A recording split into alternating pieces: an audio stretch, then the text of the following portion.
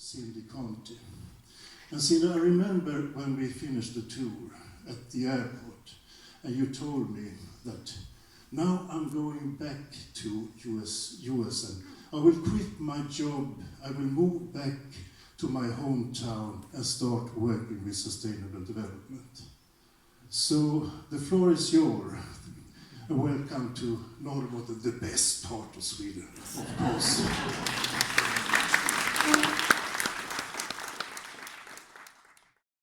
For myself, and I know from many of my colleagues, when we witness the Sustainable Sweden tours and see the wonderful work that's being done with the eco-municipalities in Sweden. So I'm very happy to be here, or thankful to be here. Thank you to Kenneth for the chance to answer a question that I understand may be of interest, and that is what is happening with the eco-municipalities in the US? Who are we? And especially with the advent of our recent presidential election. So it's a good question, and the good news is that the message from the US is a hopeful one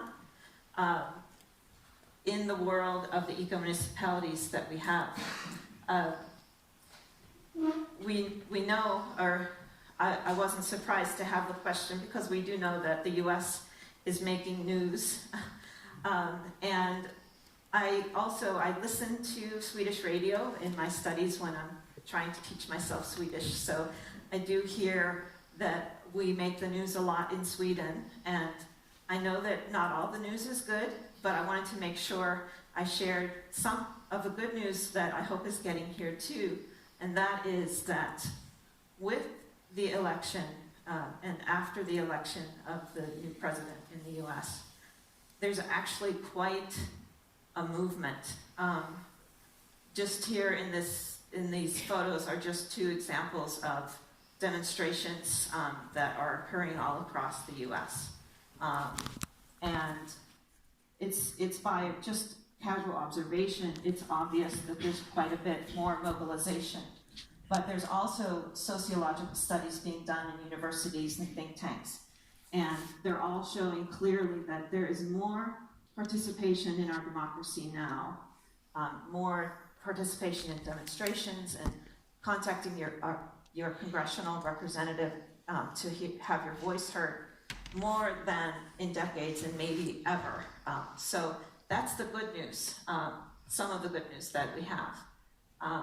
We also know that I couldn't come to Sweden without saying, on behalf of many of us, we apologize for bringing Sweden in to some of the craziness. So it's not all of us, it's some of us. So then back to Kenneth's question, what are the implications for the US eco-municipalities? And first, who are we? As Torbjörn, I could understand some of the Swedish. There was quite a strong movement for the eco-municipalities in Wisconsin. A lot of the study circles that grew out of the Sarah and Torbjörn's book. And out of that, and out of several workshops and trainings that were held in Wisconsin, there are 30 plus. The last number I heard was 33 eco-municipalities in Wisconsin. There's one in New Jersey in the Northeast, two in the further northeast of New England, and one in Duluth, Minnesota. And as I'm sure you know, Wisconsin and Minnesota were very fertile ground for this model, partly because of the strong Scandinavian presence in the Midwest.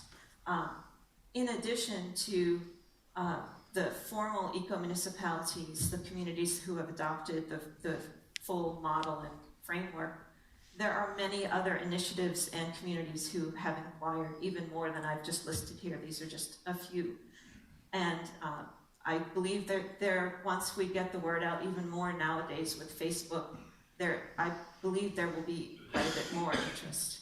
So that's who we are.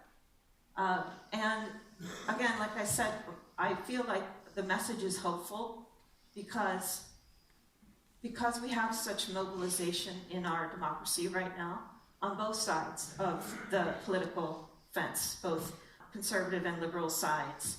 There's more engagement now than ever, and that is fertile ground, I believe, we've heard it in Torbjörn's and Sarah's book, and both of their books, that the grassroots involvement and mobilization is an important part of the eco-municipality process.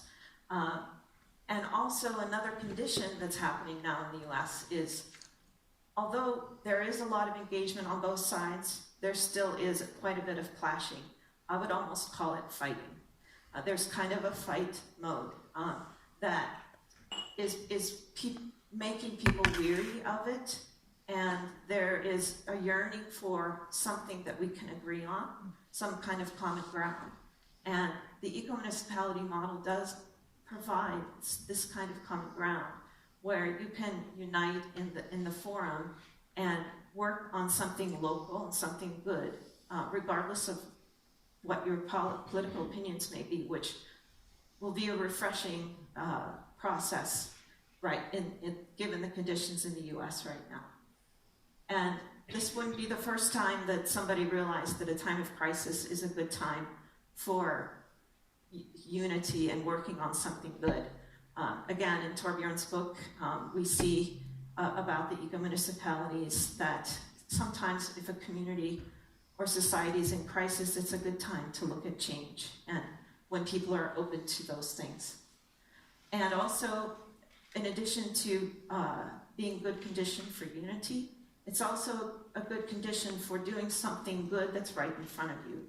Local work, something tangible, rather than worrying about, we have to pay attention to what's happening at the national level, but it should not be all that we do. If we focus on put one foot in front of the other and do good work locally, that's another thing we can do in the eco-municipality work.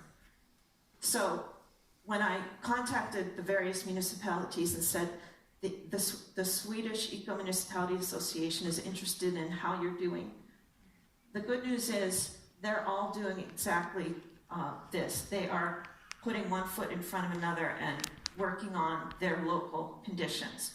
So in fact, in Wisconsin, they did a statewide survey to identify what are the drivers of sustainable development in your community. And the number one, or the top listed concerns were land use, economics, quality of life, agriculture, water, these kinds of things that are related to our immediate conditions. I will say I spoke with several representatives, and for the most part, these are the things they spoke about. Not so much the political concerns that are going on. And then they also asked in the survey, what are your next steps? What would you like to work on, given these priorities? And energy efficiency and renewable energy was by far the most of most interest, and also green economy and resource management, local food, these kinds of things. And this study is available if anybody's interested. It's a very interesting study. Also in the Northeast, similarly, these are the kinds of projects that the communities are working on in the Northeast. Both are concerned with stormwater management, and they're managing through rain gardens.